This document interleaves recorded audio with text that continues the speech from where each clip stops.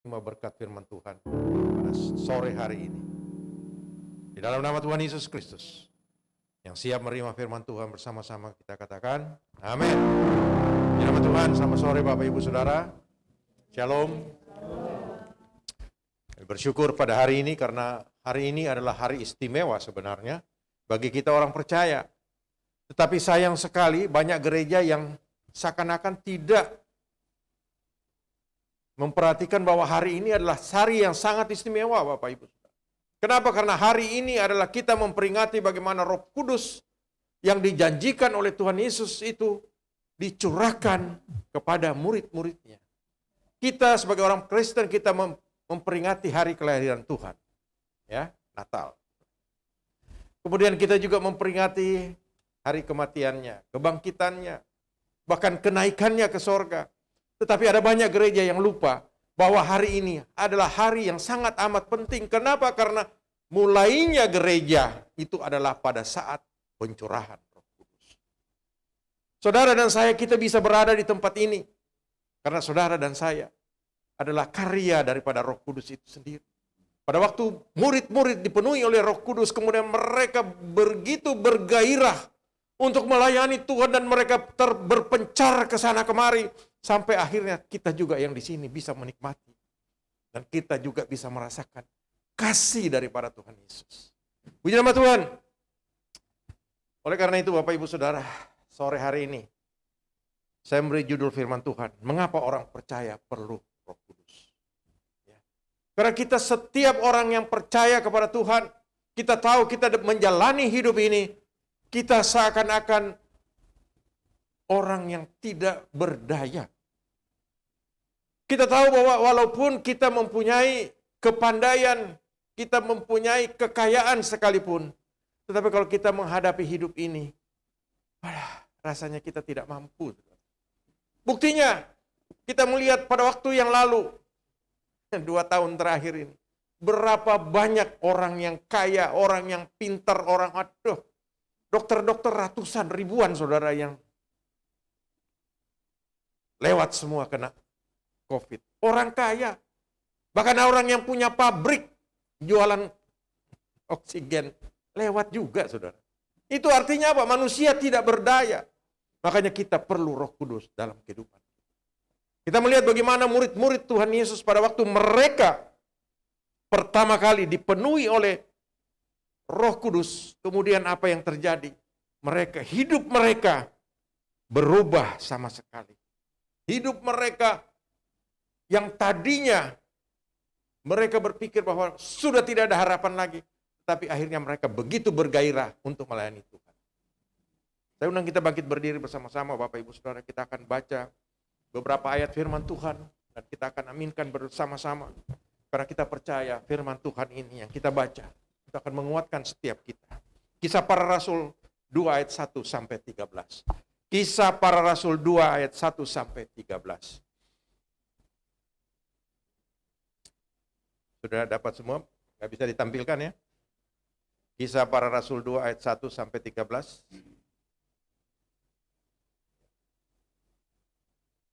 Oke.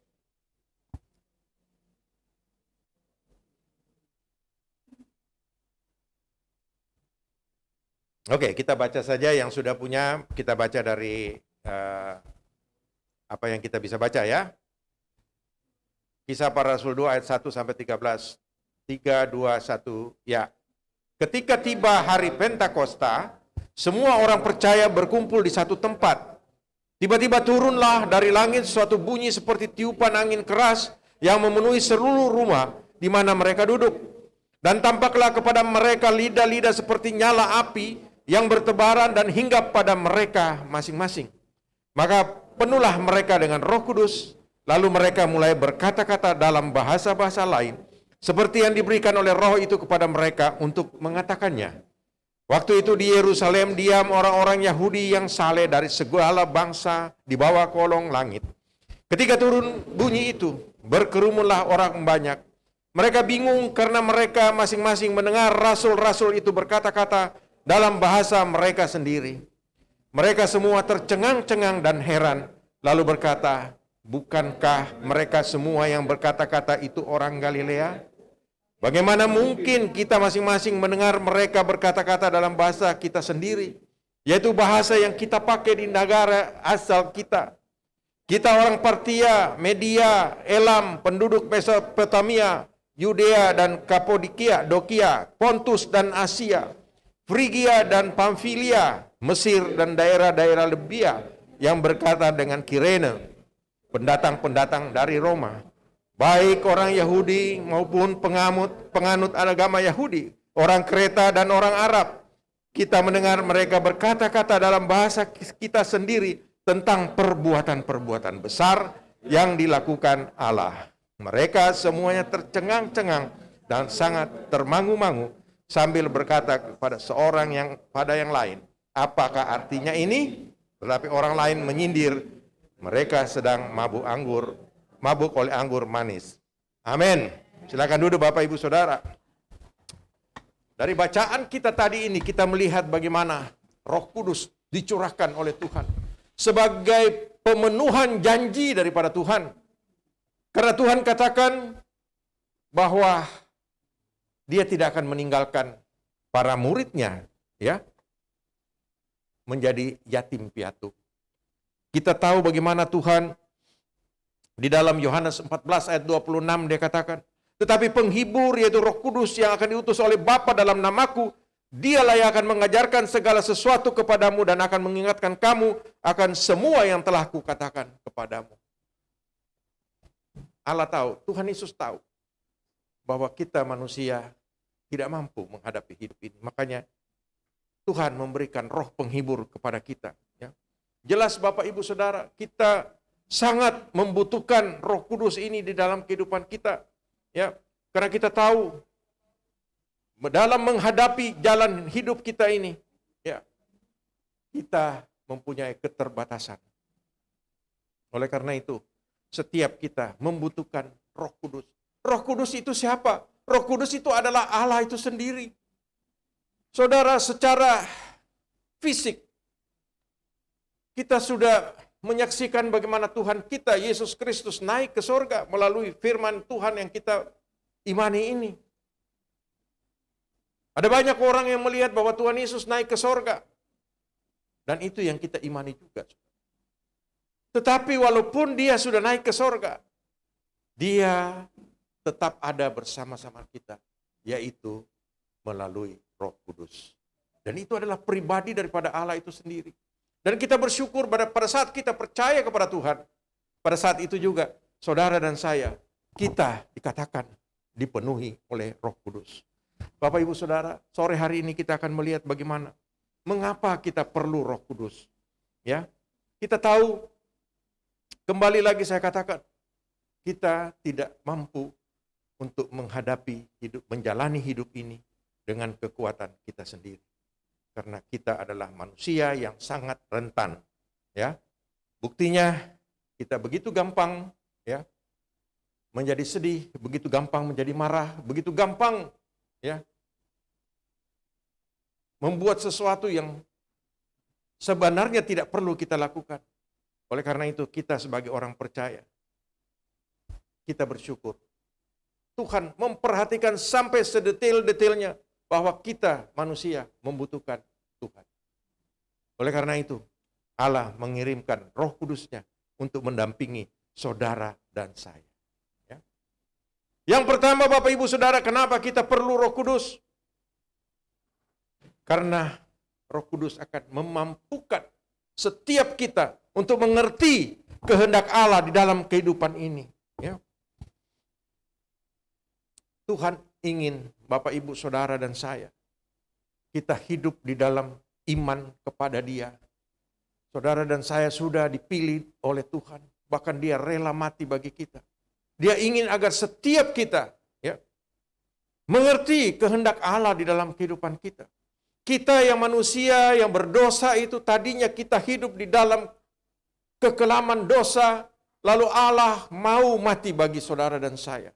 Dia gantikan saudara dan saya untuk mati di atas kayu salib, lalu kita diperdamaikan dengan Allah. Nah Bapak Ibu Saudara, tentunya setelah kita diperdamaikan dengan Allah, hidup kita tidak boleh sama lagi dengan yang dulu. Ya. Mungkin kita dulu adalah orang-orang yang sangat amat tidak berkenan di hadapan Tuhan. Tetapi pada waktu kita sudah mengenal Yesus sebagai Tuhan dan Juru Selamat, saat itu juga kita harus berbalik untuk hidup berbeda dengan sebelumnya. Oleh karena itu, Roh Kudus akan memampukan kepada setiap kita untuk mengerti kehendak Allah di dalam hidup ini. Yaitu apa, saudara? Kita harus hidup di dalam kekudusan, di dalam kebenaran. Yohanes 16, Roma 12 ayat 1 dan 2 dikatakan, karena itu saudara-saudara, demi kemurahan Allah, aku menasihatkan kamu, supaya kamu mempersembahkan tubuhmu sebagai persembahan yang hidup, yang kudus dan yang berkenan kepada Allah. Itu adalah ibadahmu yang sejati.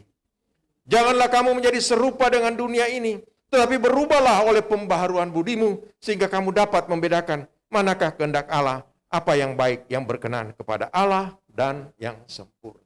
Amin. Kita sudah diubah, saudara. Kita sudah menjadi ciptaan yang baru. Kita tidak boleh lagi hidup dengan kehidupan yang lama kita. Apalagi kita mau berbalik untuk hidup di dalam kehidupan itu, saudara. Sangat konyol, mengerikan. Tapi kenyataan kita melihat, Bapak Ibu Saudara. Beberapa waktu yang lalu, ada ya, seorang artis katanya, ya, 11 tahun yang lalu dia terima Yesus. Gara-gara dia dengar, ya, dia baca Alkitab temannya, kemudian dia dengar suara lagu-lagu rohani, kemudian dia tertarik, lalu katanya dia bertobat, dia terima Yesus sebagai Tuhan dan Juru Selamat. 11 tahun dia jalani kehidupan kekristenan dia. Baru-baru ini, gara-gara katanya, dia merenung-renung, nanti kalau mami saya mati, yang doakan mami saya siapa? Akhirnya dia mau menjadi pahlawan dan dia kembali lagi kepada imannya yang dulu, saudara. Ya, wow, ribut di medsos, saudara. Ini orang yang sudah murtad, dia berbalik kembali, saudara. Kita orang yang mengerti, ya, kasih karunia daripada Tuhan Yesus. Kita malah sedih melihat orang ini. Ya, mungkin di satu sisi, memang dia siapa, memang gue pikirin, lu mau bikin apa bikin aja deh, saudara. Kasihan, satu jiwa, ya, yang tersesat. Ini Tuhan sangat bersedih. Dan kita melihat dia bingung, saudara. Makanya, ya, hal-hal ini tidak boleh terjadi di dalam kehidupan kekristenan kita. Gereja dalam hal ini mempunyai tanggung jawab untuk memberikan pelajaran, pengajaran tentang Kristus Yesus yang sebenarnya. Mereka harus mengerti, ya, saudara, setiap kita yang sudah mengerti bahwa saudara dan saya ini mendapatkan kasih karunia daripada Tuhan Yesus, kita tidak boleh main-main dengan itu. Soal nanti ibu kita kek, siapa kita kek, emang gue pikirin, ya. Bukan kita egois, saudara. Tetapi kalau sekarang kita sudah sampaikan kabar sukacita itu kepada mereka, lalu mereka tidak mau terima, udah urusan dia dah. Itu kurang lebih, ya. Jangan kita lagi ikut-ikutan malah masuk ke sana, saudara. Bagaimana kalau dia mati? Yang doain dia siapa? Alkitab tidak pernah mengajarkan kepada kita untuk orang yang sudah percaya terima Yesus dan sebagai Tuhan dan Juru Selamat, kemudian kita mau mendoakan nenek moyang kita yang sudah mati, itu urusan mereka, saudara. Bukannya kita ini seperti gitu ya, artinya nggak peduli, bukan. Tapi itu kenyataannya, ya. Soal mereka itu soal kasih karunia daripada Tuhan. Soal mereka, ya, kita dulu sempat berdebat dengan teman sepelayan karena dia tidak terima, karena dia bilang, bagaimana dengan emak dan engkong saya yang begitu baik dulu? Padahal mereka tidak terima Yesus. Mereka kan tidak selamat. Oh iya, iyalah. Ya. Nggak ada jalan lain. Nggak ada alasan. Percaya Yesus selamat. Tidak percaya Yesus, tek-batek, saudara. Iya kan? Iya, saudara. Nah, kita melihat seperti itu. Kita mungkin jadi anak, menjadi orang yang ingin berbakti kepada orang tua. Berbaktilah. pada tempatnya. Kalau saudara sebagai anak masih mempunyai orang tua, bersyukur. Kenapa? Pakailah waktu yang ada untuk melayani orang tua yang kita punya, yang kita kasihi, yang mengasihi kita. Karena kalau mereka sudah tidak ada, kita sudah tidak bisa bikin apa-apa lagi, saudara. Saudara mau datang ke kubur bawa makanan. Yang makan siapa, saudara? Berpuluh tahun yang lalu, pada waktu mertua saya meninggal, ada salah satu ipar saya. Waktu itu kami tinggal di Bali, lalu kami ke Surabaya, ingin nyekar ke kubur, saudara. Saya lihat ipar saya itu, ribut sekali, sibuk sekali. Saya nggak tahu bikin apa. Saya tanya istri saya, bikin apa dia? Nggak tahu. Akhirnya kita ke kubur, sudah di Kembang Kuning sana. Saya datang sama istri saya, kita lihat-lihat anunya, makamnya kan, bersih lah, dijaga kan. Dia ribut, saudara, di samping sini. Bikin apa, saudara? Gelar tikar. Ya, kasih keluar rantang-rantang, ya. Ada keluar pangsit mie, ada capcay, ada fuyung hai, ya. Istri saya bilang, ini gendeng be.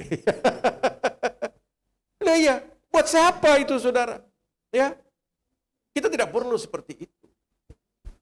Kalau punya orang tua, yang masih punya orang tua, bahagiakan mereka pada waktu mereka masih hidup. Ya, nanti kalau mereka sudah mati, sudahlah. Kita cuma bersyukur, Tuhan terima kasih Engkau sudah menerima mereka di kerajaan sorga. Amin. Nah, Bapak Ibu Saudara, ini yang perlu kita tahu, ya, bahwa yang pertama, Roh Kudus memampukan untuk kita mengerti kehendak Allah dalam hidup kita. Supaya kita hidup benar sesuai dengan kehendak Allah.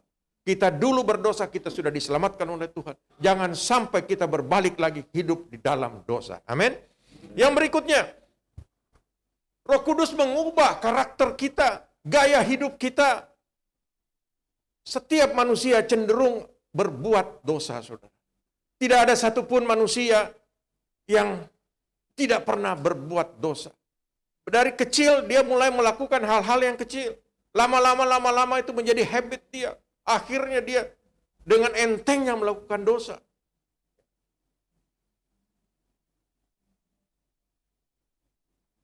Saya kemarin dapat cerita dari ipar saya bahwa ada ada keluarga dari istri saya.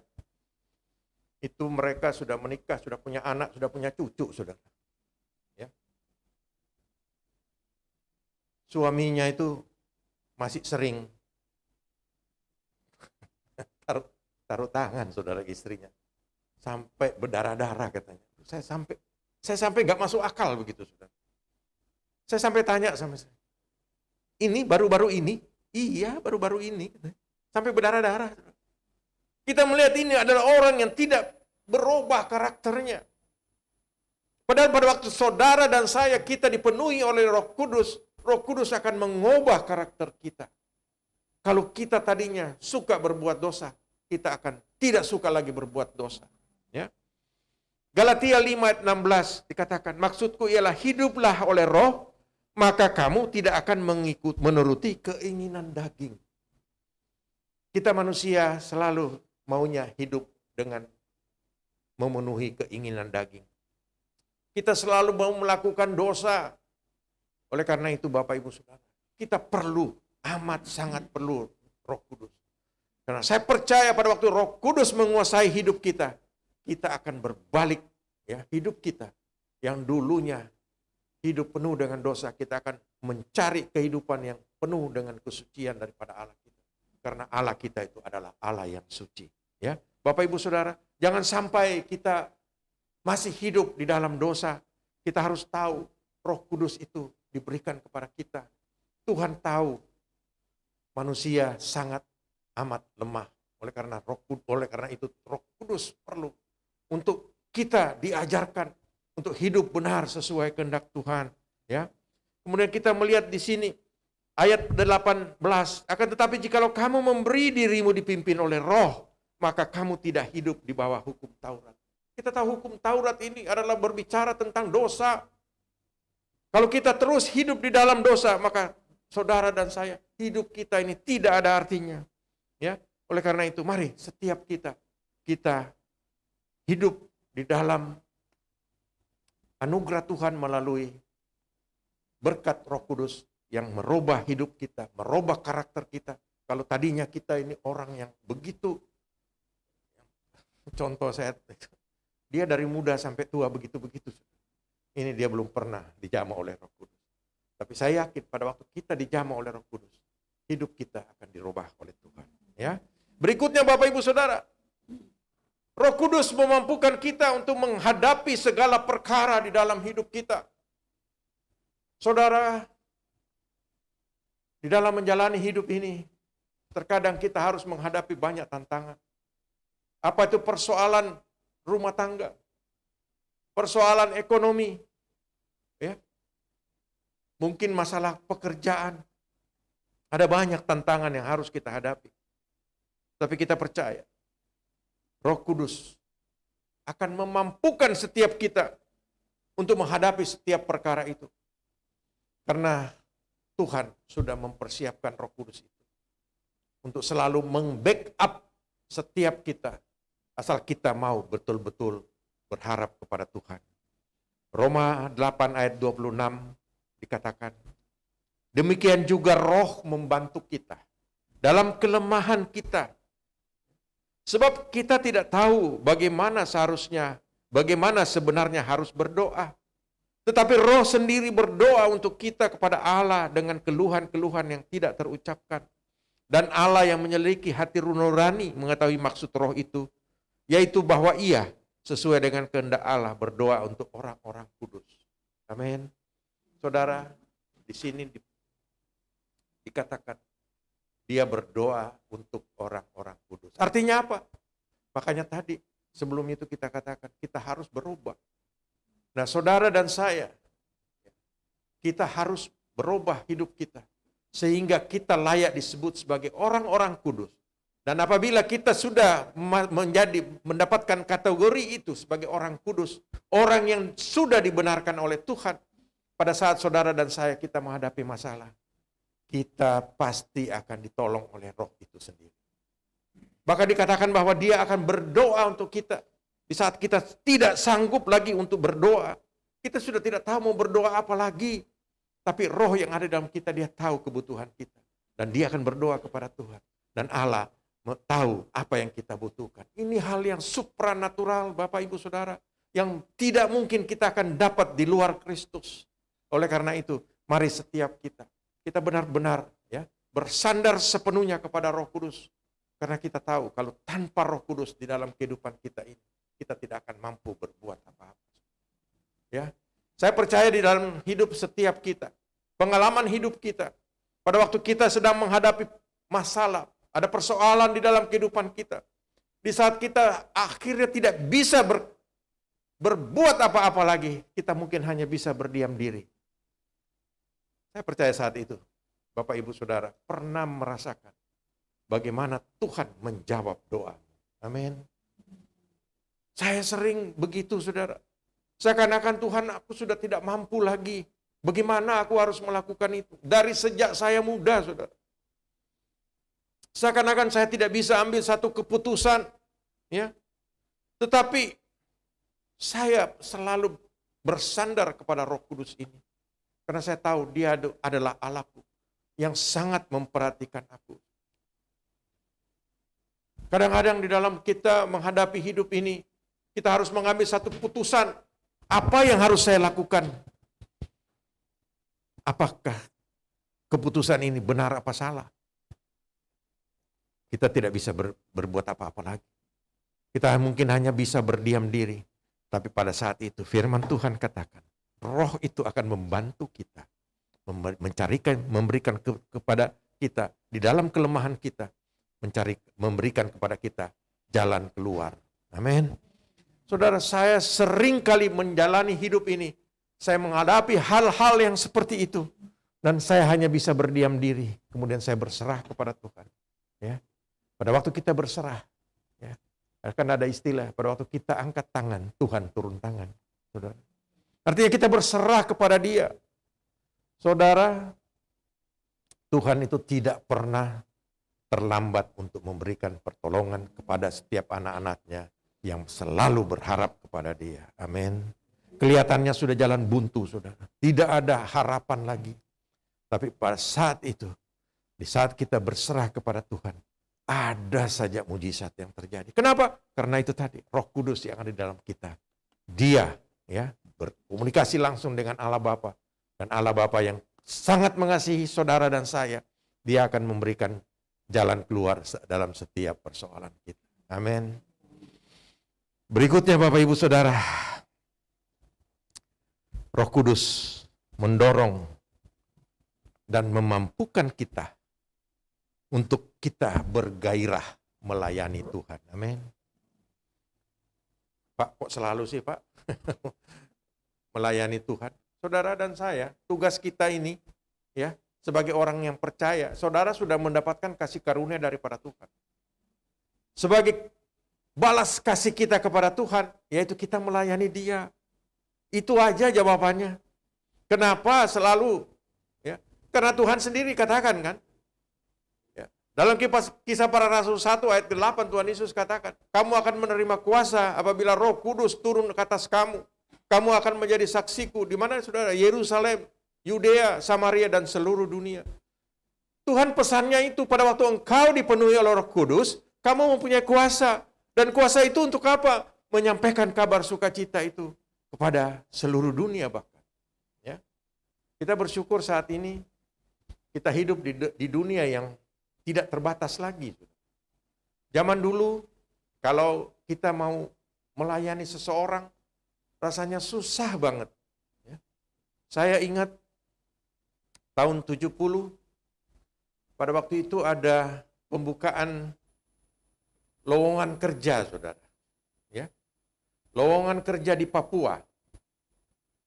Lalu, tapi lowongan kerja itu adalah bekerja di kapal untuk menyusuri Papua, membawa misionaris. Saya anak pendeta yang jadi pelaut, jadi kepingin tahu, saudara.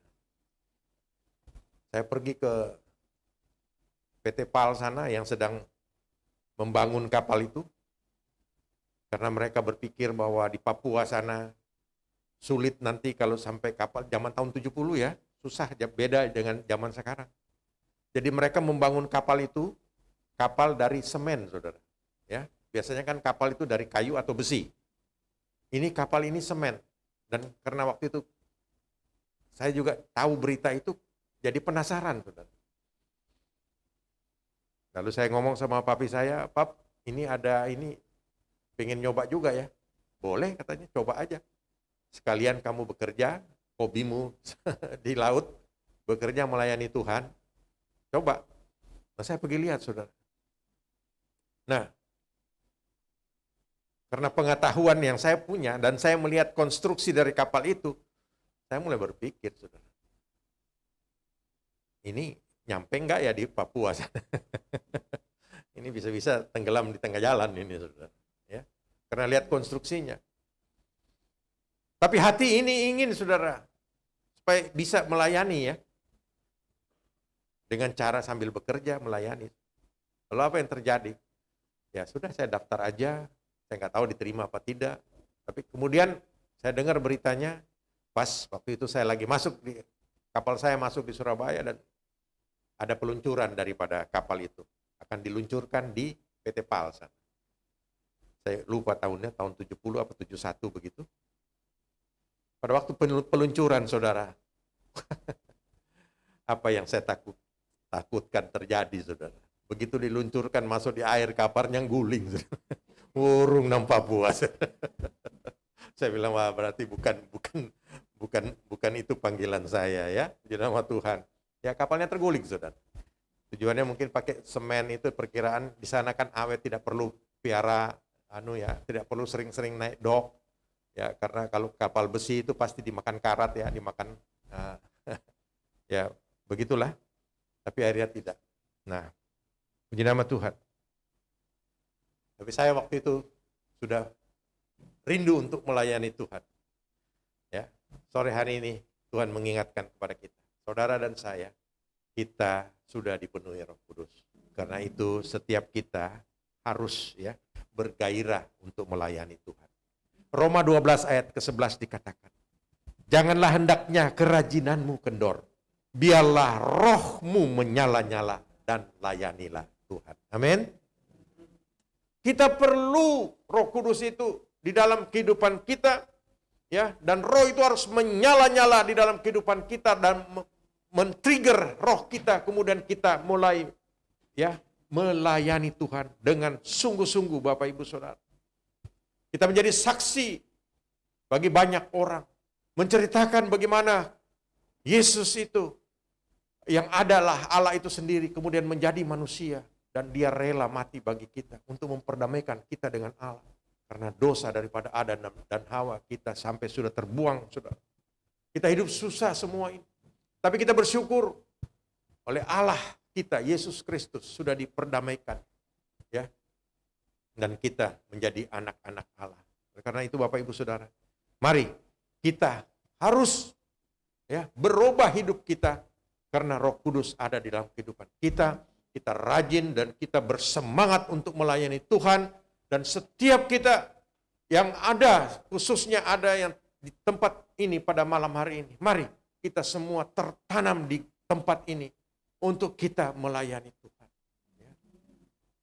Setiap kita diberikan kesempatan untuk melayani Tuhan. Tidak ada kualifikasi tertentu untuk melayani Tuhan. Siapa saja yang mau melayani Tuhan, Tuhan akan pakai, saudara. Amin. Tidak perlu kecuali saudara mau sekolah teologi ada syarat-syarat tertentu, saudara. Tapi kalau saudara mau melayani Tuhan, apalagi di tempat kita ini, sangat amat terbuka. Saudara mau melayani, layanilah Tuhan dengan sungguh-sungguh. Kita akan melayani satu dengan yang lain. Dan kalau kita melakukan itu, Tuhan akan memberkati kita dengan luar biasa. Amin. Oleh karena itu Bapak Ibu Saudara, mari kita semua yang ada, kita tertanam di dalam pelayanan di tempat ini. Dan kita benar-benar sungguh-sungguh melayani Tuhan. Jangan sampai kita, minggu lagi. Saudara, justru kalau minggu lagi, kita harus bersemangat, saudara.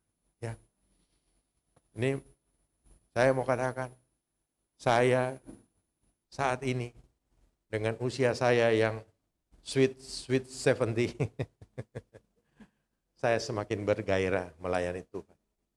Saya punya slogan kejar setoran, saudara. Saya kejar setoran sungguh-sungguh, saudara. Tadi saya sudah pamit Pak James, dan juga saya langsung pamit selesai ini, saya langsung berangkat, saudara. Karena saya ada pelayanan jam 6 nanti, saudara. Di tempat lain. Saya sudah janji, saya tidak bisa menolak. Saya sangat bergairah melayani Tuhan. Tadi pagi saya melayani di Lamongan jam 9, saudara. Jadi satu hari ini saya bersyukur, sudah bisa 3 kali melayani Tuhan. Sama dengan minum obat, satu hari 3 kali.